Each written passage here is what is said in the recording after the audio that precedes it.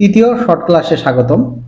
আজকের আলোচ্য বিষয় হচ্ছে নরম মাটিতে কোন ধরনের ফাউন্ডেশন দেওয়া উচিত। আপনারা যখন কোনো বিল্ডিং নির্মাণ করবেন এবং সেই স্থানে মাটি যদি নরম হয় তাহলে সেই স্থানে আপনারা ম্যাট ফাউন্ডেশন ইউজ করবেন। ম্যাট ফাউন্ডেশনটা হচ্ছে যে অংশটা আপনারা বিল্ডিং নির্মাণ করবেন সে অংশে টোটাল অংশটায় রড দিয়ে আপনারা ঢালাই করবেন। ঠিক আছে, ওই যে ঢালাই করছেন নিচে টোটাল এরিয়াতে ঢালাই করছেন রড দিয়ে, ওই রড থেকে আপনাদের কলামের রড উঠে যাবে। তো ওই যে অংশটা একটা লেয়ার দিয়ে রড দিয়ে ঢালাই করতেছেন ওটাকেই ম্যাট ফাউন্ডেশন বলা হয়। ম্যাট ফাউন্ডেশনটা কেন দেওয়া হয়? যখন বিল্ডিং এর লোডটা পড়বে তখন কিন্তু এক জায়গায় পড়তেছে না, টোটাল অংশ ঢালাই দেওয়া আছে, এই কারণে কিন্তু টোটাল অংশটার উপর বিল্ডিং এর লোডটা যখন পড়বে তখন কিন্তু টোটাল অংশের উপর ছড়িয়ে যাবে। এই কারণে লোড ক্যাপাসিটি মাটির অনেক বেড়ে যাবে। ধন্যবাদ সবাইকে।